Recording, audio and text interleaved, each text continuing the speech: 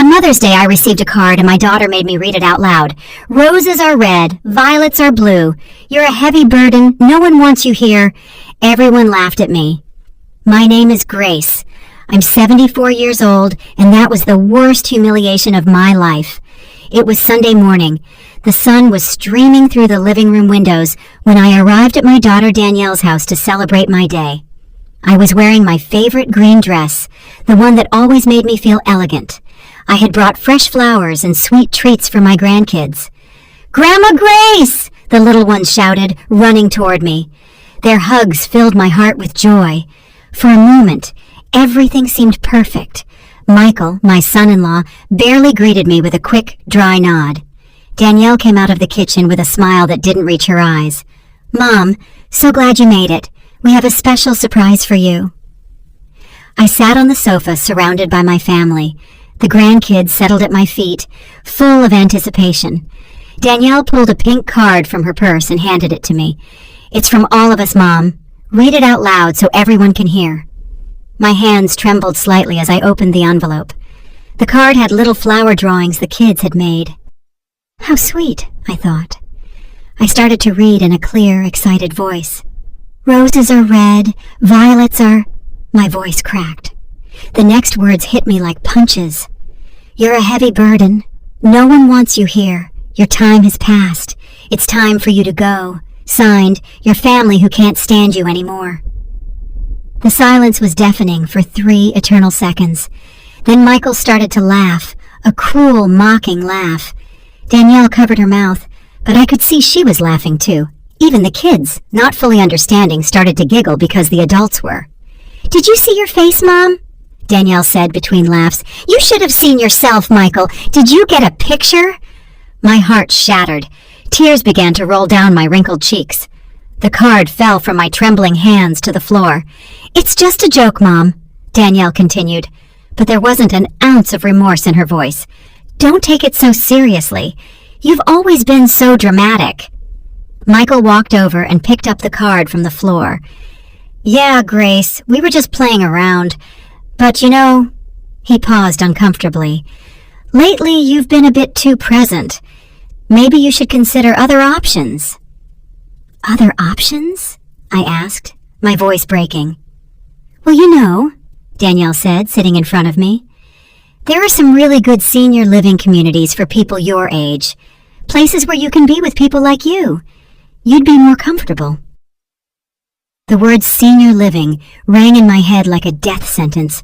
My own children wanted to get rid of me like I was old junk. But I thought, my voice was barely a whisper, I thought I was coming to celebrate Mother's Day with you. "And you are, Mom," Michael interjected in a condescending tone. "It's just time to be realistic. You're not young anymore. You need special care, and we have our own lives." The grandkids looked at me, confused. The oldest, barely 8 years old, came over and took my hand. "Grandma, why are you crying?" Before I could answer, Danielle pulled him away. "Come here, son. Grandma's fine. She's just being sentimental." I sat there, feeling more alone than I had ever felt in my life. On the day that was supposed to celebrate my motherhood, my own daughter had publicly humiliated me, turning me into the family's cruel joke. I slowly got up, my legs shaking. I should just go. "Okay, Mom." Danielle didn't even stand up to say goodbye. "We'll call you later." I walked to the door with what dignity I had left, but inside my world had completely fallen apart. That night, in my empty house, I cried until there were no more tears. But something had changed in me. The humiliation had woken up something that had been dormant for years. It was time for my family to learn the truth about who Grace really was. The next day, I blocked all of them. But first, I needed to remember how I had arrived at such a painful moment. I sat in my favorite armchair, the same one where I had nursed Danielle 45 years ago, and let the memories flow like a movie in my mind. It all started when I was 29 years old. Danielle's father abandoned us when she was only 3. One morning, he simply wasn't there. He left a note on the kitchen table. "I can't do this life. I'm sorry." He didn't even say goodbye to his daughter. I remember that night, holding Danielle as she cried, asking for her dad. "Daddy had to go far away, my love," I whispered, promising myself that she would never go without anything. And I kept that promise. I worked double shifts at the textile mill for 15 years.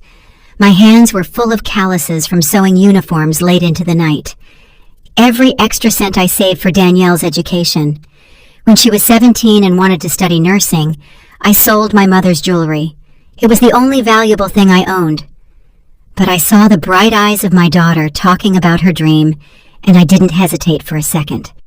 "Mommy, are you sure?" she asked me that day. "Completely sure, my love.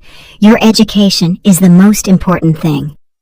During her 5 years of university, I worked weekends cleaning offices. I would come home with a wrecked back. But when I saw Danielle studying at the dining room table, it was all worth it.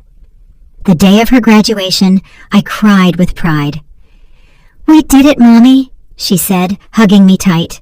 "This wouldn't have been possible without you." Later, she met Michael. At first, I liked him.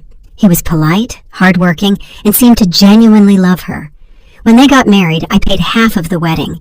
It was $12,000 that I had saved for years, but I wanted my daughter to have the wedding of her dreams. "Mom, this is too much," Danielle protested when I handed her the check. "Nonsense," I said, smiling. "It's the most important day of your life. You deserve it." When they bought their first home, I gave them the down payment, $25,000. It was all I had saved, but seeing them happy in their new home filled me with satisfaction. Then the grandkids arrived, 2 beautiful little ones who became the light of my life. When Danielle returned to work after her maternity leave, I became their free babysitter. Every day for 3 years, I walked 6 blocks to their house at 6 in the morning. I made the kids breakfast, dressed them, took them to the park, fed them, bathed them, and read them stories. When Danielle came home from work, the house was clean and the children were happy. "I don't know what we'd do without you, Mom," Danielle used to tell me in those days. "You're an angel." But gradually, something changed. The thank yous became less frequent. My opinions about the children started to be considered as interference. When I suggested that the youngest needed to see the pediatrician for his persistent cough, Michael told me, "Grace, we're the parents here." The first time they spoke to me like that, I stayed quiet. I thought maybe I had been too nosy. Then the subtle comments started. "Mom, you don't have the energy you used to for watching the kids." "Grace, I think you got the kids' vitamins confused again. Maybe you should rest more at home." But I kept going every day. I kept helping. I kept giving my all.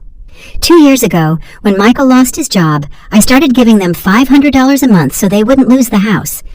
"It's just temporary," they said, "just until Michael finds something better." Michael found a new job 6 months later, but they never told me to stop sending the money. They just kept receiving it as if it were their right. When the kids needed new computers for school, I paid $2,000 without being asked. When Danielle's car broke down, I gave them $4,000 for the repairs. When they wanted to remodel the kitchen, I contributed $8,000. Little by little, I became the silent provider, the one who was always there to solve their financial problems, but who was no longer invited to important family decisions. A year ago, Danielle organized a family dinner for Michael's birthday. I found out by chance when one of my grandkids mentioned the secret party they had. "Why didn't you invite me?" I asked Danielle over the phone. "Oh, Mom, it was a really small thing, just the 4 of us. We thought you'd be bored." But I saw the photos on social media. There were 20 people, Michael's relatives whom I knew well. Everyone had been invited, except me. That night, I cried in silence, but I told myself it must have been an oversight. Oversights became a routine. They forgot to call me on my birthday. They canceled our lunch dates. When I showed up unannounced, they always seemed annoyed by the interruption. But the final straw came 3 months ago. I was at their house helping with dinner when I overheard Michael talking on the phone on the patio. "Yeah, my mother-in-law lives alone. She's getting really dependent. No, she's not sick, but you know how they are at that age. Yes, we're looking at options to move her to a proper place." I froze behind the door. My own son-in-law was planning to get rid of me like I was old furniture. That night, I couldn't sleep. I had given my whole life, all my money, all my love to this family, and now I was just an obstacle they wanted to get rid of. But they didn't know something very important about me, something I had kept secret for decades. My mother, before she died, had told me about a family property in Nassau, Bahamas, that I inherited when I turned 70. It was a beachfront condo that had been rented out for decades. The money had been accumulating in an account I never touched. I also had investments I made with the inheritance from my Aunt Lucille, who died childless and left everything to me. Bonds, stocks, certificates of deposit, money that grew quietly while I lived on my modest Social Security check. In total, I had almost $400,000 that my family knew nothing about. They thought I was a poor old woman living on government handouts. They didn't know I had been discreetly funding their comfortable life for years, not out of need, but out of love. But after the humiliation of Mother's Day, something inside me broke forever. It was time for them to learn Grace's true value. That cruel card was my wake-up call. I stayed up all night on Mother's Day, holding that card in my trembling hands. The words kept echoing in my head. You're a heavy burden. No one wants you here. But as the tears dried on my cheeks, something strange started to happen. The sadness transformed into something more powerful. Clarity. Determination. For the first time in decades, I saw my situation with complete honesty. I wasn't a burden. I was the one keeping them afloat. I slowly got up and went to my bedroom. I took a wooden box from my dresser that I hadn't opened in months. Inside were all my important documents, bank statements, deeds, investment certificates. As I looked through the papers, I did some mental calculations that took my breath away. In the last 5 years, I had given Danielle and Michael exactly $67,000. $67,000 that they received as if it were their natural right, while they treated me worse and worse. The down payment on their house, $25,000. The wedding, $12,000. Monthly help for 2 years, $12,000. The kids' computers, $2,000. The car repair, $4,000. The kitchen remodel, $8,000. And hundreds of small expenses that added up to $4,000 more. Meanwhile, I was still living in the same modest house, wearing the same green dress on Sundays, walking to the grocery store to save on gas. But that wasn't what hurt the most.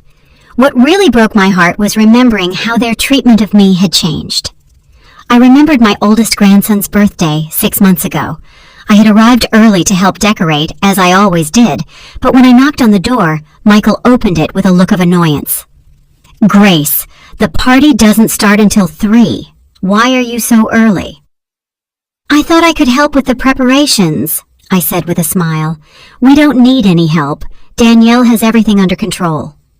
Behind him, I saw his mother, Brenda, hanging balloons in the living room. She had been invited to help. I was treated like an unwelcome guest. I can wait outside until 3, I mumbled, feeling humiliated. Don't be dramatic, Mom, Danielle said, appearing from the kitchen, wiping her hands on an apron. You can stay, but don't get in the kitchen. You know you get confused with recipes. I got confused with recipes? Me, who had cooked for that family for decades? That day, I sat in a corner of the patio like a stranger at my own grandson's party. I watched as Brenda helped with the food, as the other guests complimented her on the cake she had baked.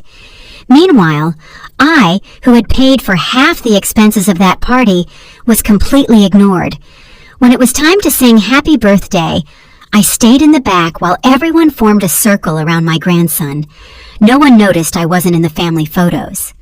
Later that night, my grandson came up to me as I was discreetly picking up some dirty plates. Grandma, why were you so quiet today? I was just tired, my love, I lied. Grandma Brenda says you're too old for big parties. The boy's words cut through me like knives. Brenda, who was only 3 years younger than me, was telling my own grandkids that I was too old. But even after that humiliation, I kept giving them money, kept helping, kept hoping things would get better. How foolish I had been. I also remembered last Christmas.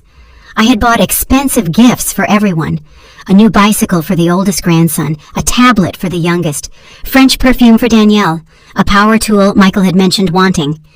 I spent almost $3,000 on those presents. On Christmas Eve, I arrived with my hands full of beautifully wrapped packages. The kids ran to me, excited, but Danielle quickly called them over. "Kids, put Grandma's presents under the tree with the others. We'll open them all together tomorrow." My gifts got lost among the mountain of packages they had bought themselves. When it was time to open them, no one mentioned who had given what. The kids vaguely thanked everyone for their gifts, but the most painful part came afterward. I had also brought a special gift for Danielle, a pearl necklace that had belonged to my grandmother. It was an antique piece, valuable and full of family history. "Mom, it's really pretty," Danielle said without even trying it on. "But you know I don't wear a lot of jewelry. Maybe you should save it for when the grandkids are older." She handed the box back to me without even opening the clasp to see the pearls up close. I had imagined that moment for months, thinking about how my daughter would look wearing the same pearls that had adorned 3 generations of women in our family. That night, in my empty house, I cried, hugging the little pearl box. It wasn't the monetary value that hurt. It was the total indifference to something that came from my heart. But the final straw came 2 months ago when I got the flu. I was in bed for a week with a fever of about 102 degrees. I couldn't cook, could barely get up to go to the bathroom. I called Danielle to ask if she could bring me something to eat, or at least ask how I was doing. "Oh, Mom, we're so busy right now. Michael has a big project at work, and I'm on a double shift at the hospital. Can't you ask a neighbor?" "But honey, I can barely walk." "Mom, you're not a little girl anymore. You have to learn to take care of yourself. We can't come running every time you get a cold." A cold. I had a high fever, and she called it a cold. She hung up and didn't call back all week. It was Mrs. Johnson, my 82-year-old neighbor, who brought me homemade soup and made sure I took my medication. A woman I barely knew showed more concern for me than my own daughter. When I finally recovered and returned to my routine of visiting my family, no one asked how I had been. It was as if that terrible week had never happened. And now, sitting with those bank documents in front of me, I understood with painful clarity what my real place was in my family's life. I wasn't the beloved grandmother. I was the emotional ATM. When they needed money, there was Grace. When they needed a free babysitter, there was Grace. When they needed a scapegoat for their frustrations, there was Grace. But when Grace needed love, care, respect, or simply a phone call during an illness, Grace didn't exist. That night, I made the hardest decision of my life. I took out my old laptop and logged into my online banking for the first time in months. I had to make some important changes. First, I canceled the automatic $500 monthly transfer to Danielle's account. Second, I closed the joint savings account we had opened for family emergencies, which only they used. Third, I changed my will. Everything I had designated for Danielle and Michael would now go to a foundation for abandoned seniors. And fourth, I did something I never thought I would do. I bought a plane ticket. It was time to see that property in Nassau I had inherited. It was time to start the life I deserved. But before I left, I was going to make sure my family understood exactly what they had lost. It was Tuesday morning when I executed my plan. I had slept for only 3 hours, but for the first time in years, I felt completely awake, completely determined. I got dressed in my most elegant gray suit, the one I had bought for Danielle's university graduation, but had barely worn. I carefully applied my makeup and styled my hair into a sophisticated bun. I wanted to look like the powerful woman I really was, not the needy old lady they thought I was. First, I went to the bank. My financial advisor, Mr. Henderson, was surprised to see me so early. "Mrs. Grace, how can I help you today?" "I need to make several important changes to my accounts," I said, in a firm voice. Over the next 2 hours, I completely reorganized my finances. I canceled all the automatic transfers to Danielle's accounts. I closed the joint account we had opened 3 years ago. I transferred money from my investments to my main checking account. "Are you sure about these changes, ma'am?" Mr. Henderson asked, clearly worried. "These are very big moves." Completely sure. It's my money, and I can do what I want with it. Then I went to my lawyer's office, Mr. Franklin, who had handled my family's legal affairs for decades. I need to completely change my will, I announced without preamble. Mr. Franklin, an older man who had known me since Danielle was a child, took off his glasses and looked at me with concern. Grace, is everything okay? This is a very drastic change. Everything is perfectly fine. For the first time in years, I see things with total clarity. I explained exactly what I wanted. Everything I had designated for Danielle and Michael would now go to a foundation for homeless seniors. I also established a trust for my grandkids that they could only access when they turned 25, and only if they maintained genuine contact with me, not out of family obligation. Grace, don't you think you should think about it for a few more days? These decisions are irreversible. I've had 74 years to think about it, Mr. Franklin, and the last 5 years have taught me everything I needed to know. I signed the documents with a steady hand. There was no shaking, no doubt. My next stop was the travel agency. I had researched my property in Nassau all night. It was a 3-bedroom condo in a beautiful neighborhood. It had been rented for years by a property management company, generating income that was accumulating in a Bahamian account I had never touched. I want to fly to Nassau this Friday, I told the travel agent. Is it a tourist trip, ma'am? No, it's a liberation trip. I bought a first-class ticket. If I was going to start my new life, I would do it in style. But before I left, I had to do one more thing. I had to write the letters. I got home at noon and sat down at my desk. I took out elegant letterhead I had bought years ago but never used. It was time to explain to my family exactly what had happened. The first letter was for Danielle. My dearest daughter, by the time you read this letter, I will be on my way to Nassau, where I will live in the property I inherited from my family that you didn't know existed. I have made the decision to cut all financial support I have been giving you for the past few years. The $500 a month you received has been permanently canceled. The joint account you used for emergencies has been closed. Don't take this as a punishment, but as a lesson in independence that I should have taught you a long time ago. For decades, I gave you everything I had. My time, my money, my energy, my unconditional love. But at some point, you decided that I was a burden instead of a blessing. The Mother's Day card was simply the last straw. But the problem started much earlier, when you stopped seeing me as your mother and started seeing me as your personal maid and private bank. I have changed my will. My inheritance will now be given to people who truly value generosity and family love.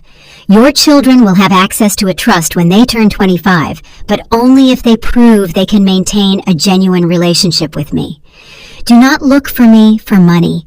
Do not call me to ask me to come back. Do not send the grandkids to emotionally manipulate me.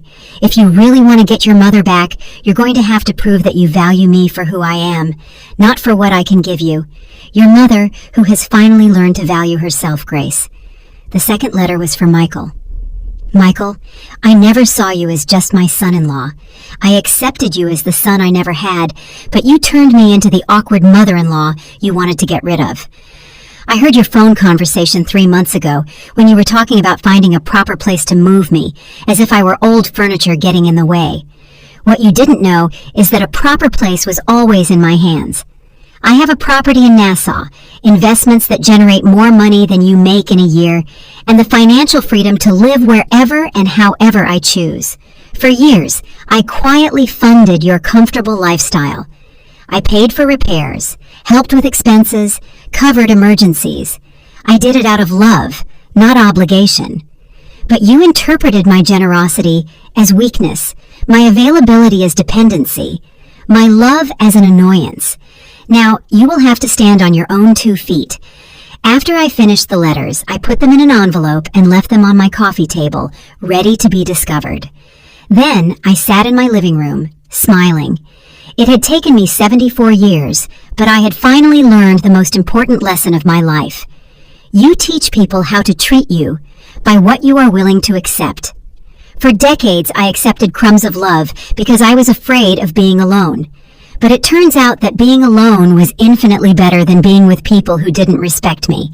And now that I had learned that, I wasn't really alone at all. I was free. I was going to Nassau. And for the first time in a long, long time, I was excited about my life.